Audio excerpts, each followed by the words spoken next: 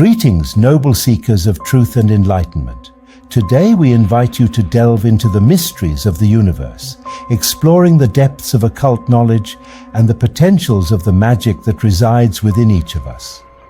Together, we shall unveil the wisdom that can transform your existence and elevate you to new spiritual heights. If this journey resonates with your spirit, subscribe to the channel and activate notifications so you won't miss any teachings. Always remember, every man and woman is a star. Welcome to Aleister Crowley's diary. Today we will explore Henosis, a concept that traverses many esoteric and mystical traditions, emerging from the depths of philosophy to be celebrated in spiritual practices that span centuries. Henosis, in its essence, means the mystical union with the divine, the fusion of the individual soul with the ultimate essence of reality, the absolute.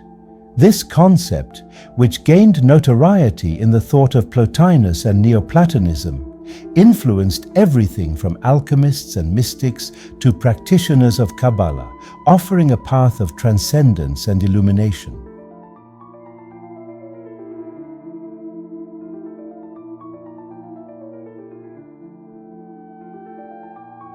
The concept of Henosis solidified in Neoplatonism, a philosophical movement that flourished in the 3rd century AD, led by Plotinus, circa 205 to 270 AD, a philosopher born in Roman Egypt. He was strongly influenced by Plato and his ideas about the one or supreme good, viewing the universe as a series of emanations flowing from the one. The path that each soul must follow towards the one, or Henosis, is a return, a spiritual ascent towards ultimate unity, where all dualities and distinctions dissolve. In Plotinus's work, the Enneads, we find descriptions of Henosis as a state where all limitations of ego, body, and even individuality dissolve, leading to an experience of complete and indescribable fusion. This was a state beyond words, an experience that, according to him, only a few would attain in their lifetimes. The depth of Plotinian doctrine. To understand Plotinus's vision, it is essential to grasp the doctrine of emanation, where the one, the intellect, nous, and the soul, psyche, represent levels of existence that range from the most subtle to the most manifest. Rather than a simple physical movement, the ascent towards the one is an internal and philosophical process. Plotinus believed that the soul's journey towards the one involved a series of purifications and asceticism of the soul, in which it must free itself from distractions and limitations of the material world to achieve a higher level of spiritual perception.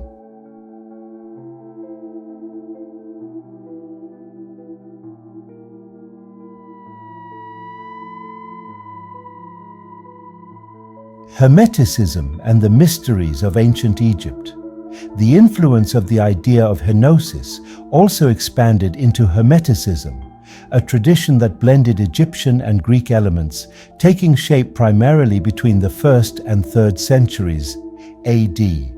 The Hermetic corpus, a collection of mystical texts attributed to Hermes Trismegistus, sought to describe the processes of internal transformation that led the practitioner to achieve union with the divine. The Hermetic writings discuss purification and elevation of the soul, wherein the individual must overcome the limitations of the body and mind to unite with the divine. This state of Henosis, as described in the Corpus Hermeticum, is a fusion where the practitioner returns to the whole, a state beyond space and time. The great alchemical work. In the realm of alchemy, Henosis takes the form of a symbolic process of inner transformation, where the seeker aspires to reach the final stage of the opus magnum or great work. In Western alchemical tradition, the goal is spiritual transmutation, a purification that transcends the soul beyond the material and leads it to a state of unity with the divine. The rubedo, the final stage in the alchemical process, represents the consummation of the great work, where the spiritual gold is created within the psyche and body of the alchemist, symbolizing the complete union of man with the divine.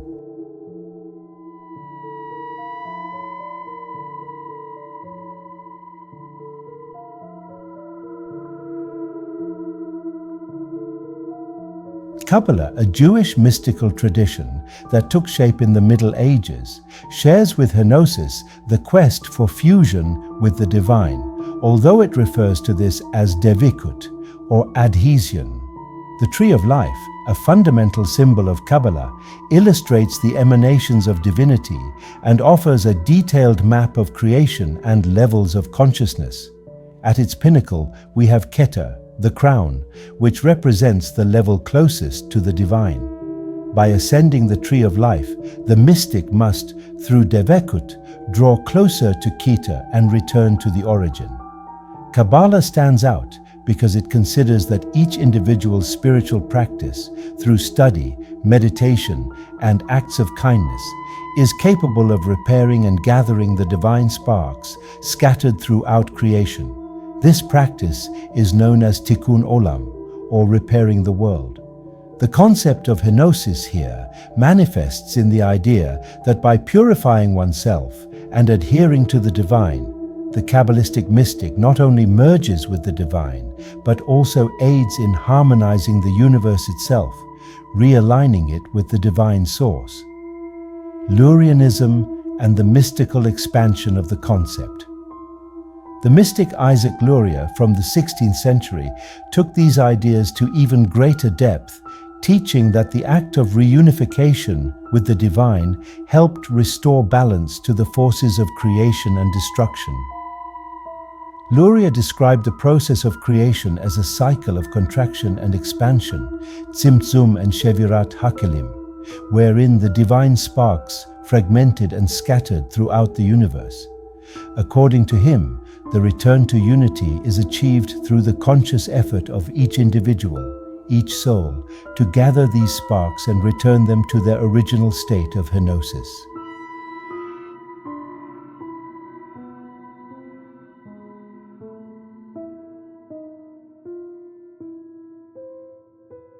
Within Christianity, especially in the Orthodox and mystical traditions of the West, we find an equivalent to the concept of henosis, theosis, or deification, where the practitioner's goal is to achieve complete union with God. Dionysius the Areopagite and St. John of the Cross are just a couple of names that have addressed this process. Dionysius the Areopagite and mystical theology. Dionysius described union with the divine as an experience realized through the via negativa, meaning through negation of attributes. According to him, union with God requires the removal of everything that is limited, for only then can the individual experience the divine without filters, limits, or illusions. For Dionysius, the Christian henosis occurs in an emptying of being, a process in which the mystic sheds all of their identity until they merge completely with God. This experience is described poetically, and some of his texts are considered foundational for Christian mysticism, St. John of the Cross and the Dark Night of the Soul.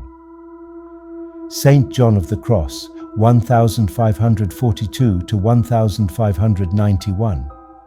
One of the most influential Christian mystics used the term dark night of the soul to describe the purification process that leads the seeker to mystical union. This journey involves suffering and extreme detachment, where the devotee undergoes a kind of ego death, abandoning material and emotional attachments, and ultimately unites with the divine.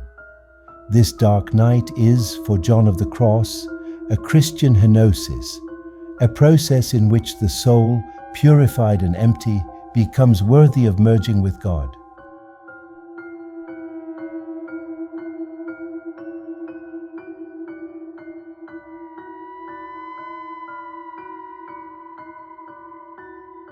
For practitioners of modern and esoteric magic, Henosis represents the pinnacle of spiritual development.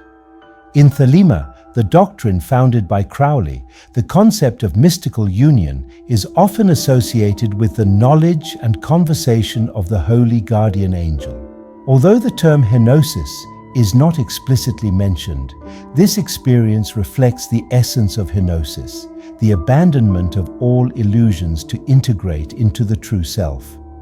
Henosis, therefore, transcends time and cultures, always inviting the seeker to go beyond the barriers of ego and the material world. It beckons us to explore the depths of our own existence, to strip away the layers of illusion, and to realize that our ultimate nature is indeed one with the divine. Here at Aleister Crowley's Diary, we believe this process is one of the keys to enlightenment and the realization of the true self.